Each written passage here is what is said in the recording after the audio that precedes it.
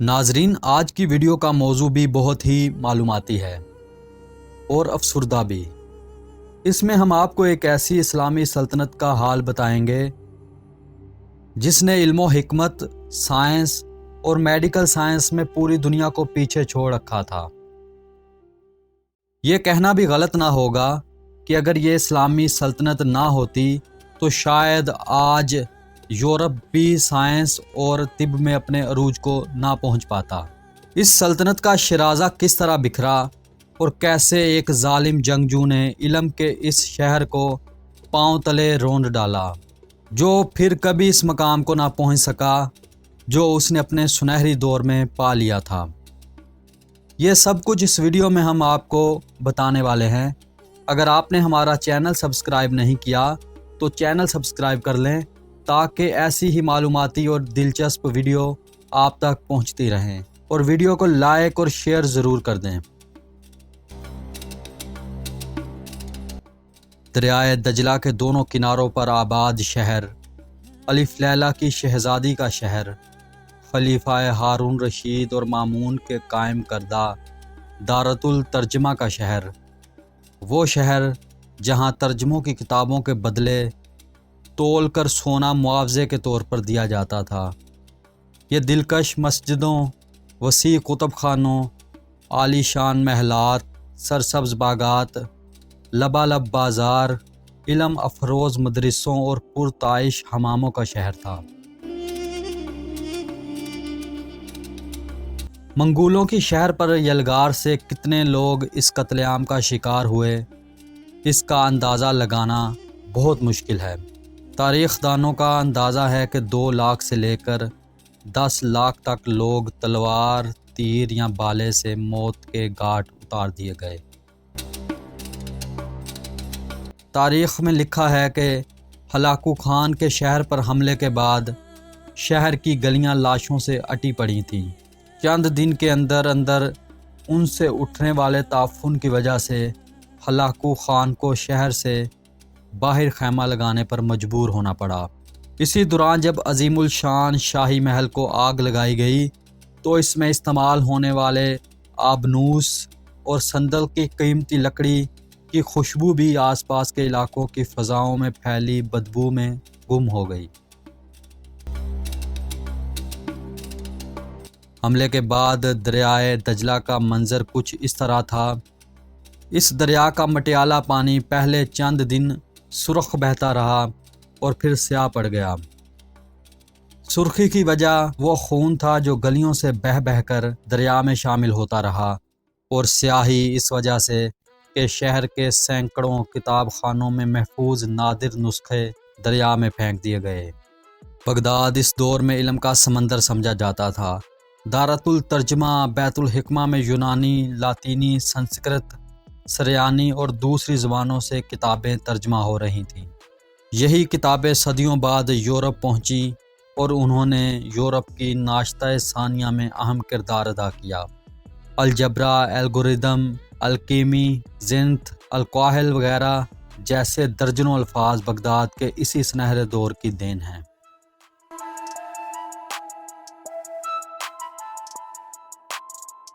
چند مشہور ہستیاں جن پر مسلمان آج بھی فخر کرتے ہیں وہ اسی بغداد کی دین تھیں۔ جابر بن حیان جدید کیمسٹری کا بانی، الخوارزمی الجبرا کا بانی، الکندی اور الرازی مشہور فلسفی، الغزالی مشہور مفکر، ابو نواس عظیم عربی شاعر، شیخ سعدی عظیم فارسی شاعر، زریاب مشہور موسیقار، طبری مشہور تاریخ دان، امام ابو حنیفہ، امام احمد بن حنبل، امام ابو یوسف اسی شہر میں پڑھے بڑھے اور اپنے علم کو دنیا تک پہنچایا۔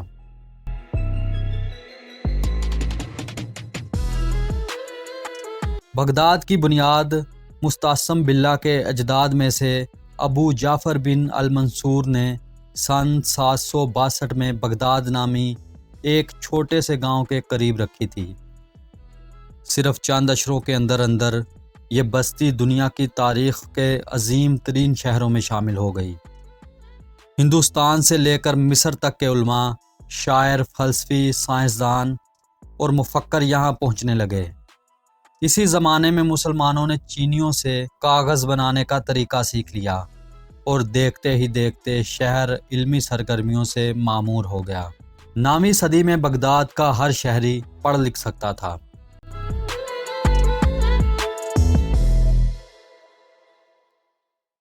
تاریخ دانوں کے مطابق سن 775 سے لے کر سن 932 تک آبادی کے لحاظ سے بغداد دنیا کا سب سے بڑا شہر تھا۔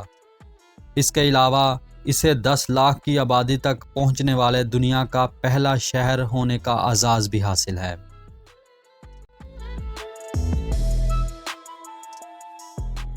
ناظرین، ہلاکو نے اس شہر کے ساتھ وہی کیا جو اس کے دادا چنگیز خان پچھلی نصف صدی سے کرتے چلے آئے تھے۔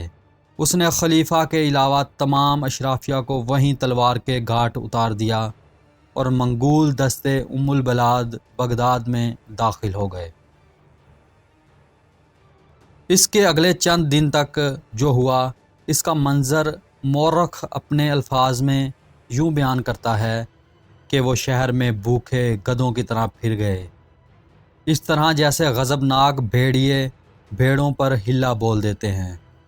بستر اور تکیے چاقوؤں سے پھاڑ دیے گئے، حرم کی عورتیں گلیوں میں گھسیٹی گئیں اور ان میں سے ہر ایک تاتاریوں کا کھلونا بن کر رہ گئی۔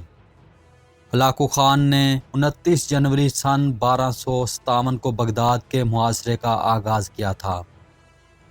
حملے سے پہلے اس نے خلیفہ مستعصم باللہ کو لکھا، لوہے کے سوئے کو مکہ مارنے کی کوشش نہ کرو، سورج کو بجھی ہوئی موم بتی سمجھنے کی غلطی نہ کرو، بغداد کی دیواریں فوراً گرا دو، اس کی خندقیں پاٹ دو، حکومت چھوڑ دو، ہمارے پاس آ جاؤ۔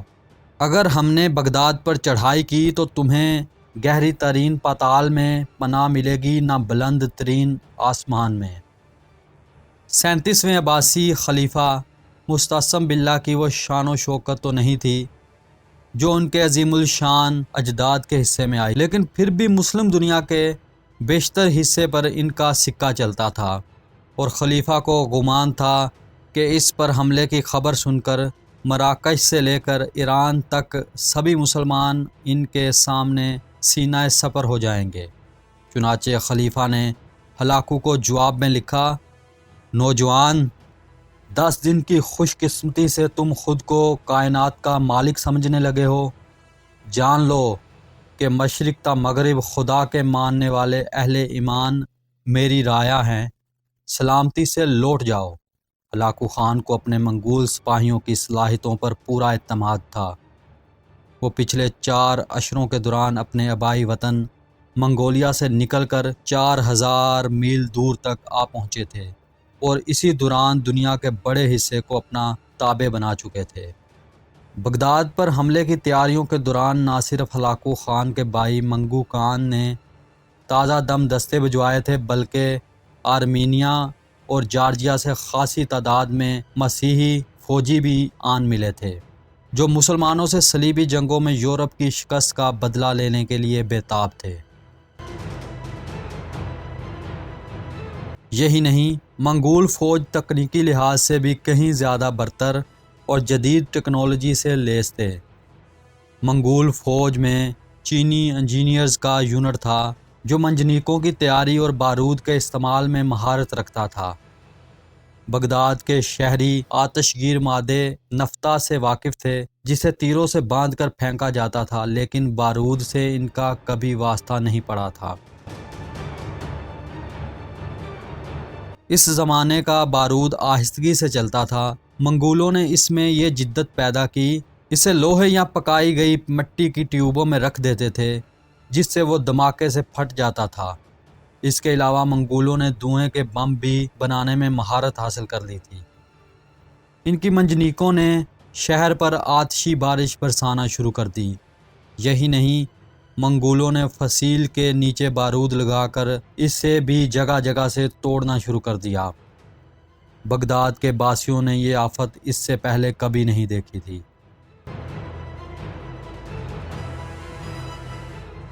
ابھی محاصرے کو 1 ہفتہ بھی نہیں گزرا تھا کہ خلیفہ نے ہلاکو خان کو باری توان ادا کرنے اور اپنی سلطنت میں جمعے کے خطبے میں اس کا نام پڑھنے کی شرط پر صلح کی پیشکش کی، لیکن ہلاکو خان کو فتح سامنے نظر آ رہی تھی۔ اس نے یہ پیشکش فوراً ٹھکرا دی۔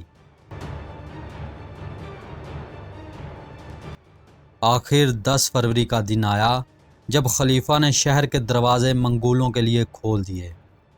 منگول مذہب میں کسی بادشاہ کا زمین پر خون بہانا بدشگونی سمجھا جاتا تھا، اس لیے ہلاکو شروع میں خلیفہ کو یہ باور کرواتا رہا جیسے وہ بغداد میں اس کا مہمان بن کر آیا ہے۔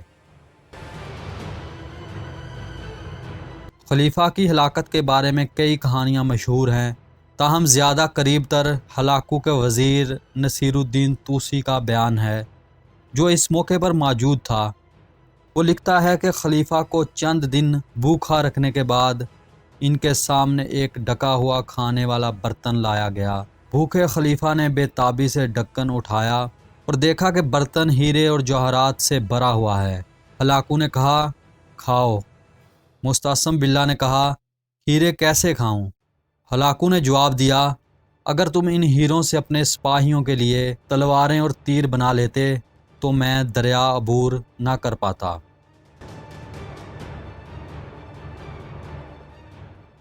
عباسی خلیفہ نے جواب دیا، خدا کی یہی مرضی تھی۔ ہلاکو نے کہا، اچھا تو اب میں جو تمہارے ساتھ کرنے جا رہا ہوں وہ بھی خدا کی مرضی ہے۔ اس نے خلیفہ کو نمدوں میں لپیٹ کر اس کے اوپر گھوڑے دوڑا دیے تاکہ زمین پر خون نہ بہے۔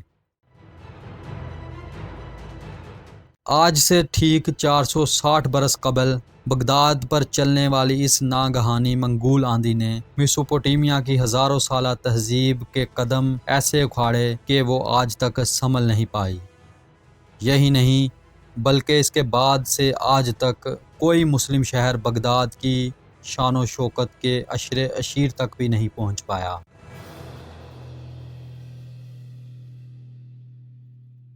ماہرین نے لکھا ہے کہ مغربی یا یورپی تہذیب صرف اسی وجہ سے پھل پھول سکی کہ منگولوں نے اس وقت کی بہترین مسلم تہذیب کو تباہ کر کے مغرب کے لیے راستہ ہموار کر دیا تھا۔ بغداد کے مدرسوں سے ملنے والی سائنس، فلسفے اور ریاضی کی بہت سی کتابیں تو دریا کی نظر ہو گئیں اور کچھ نظر آتش، لیکن بچی کھچی کتابیں مسیحی افواج اپنے ساتھ یورپ لے گئیں، جس کی بنیاد پر آج یورپ نے ترقی میں دنیا کو پیچھے چھوڑ رکھا ہے۔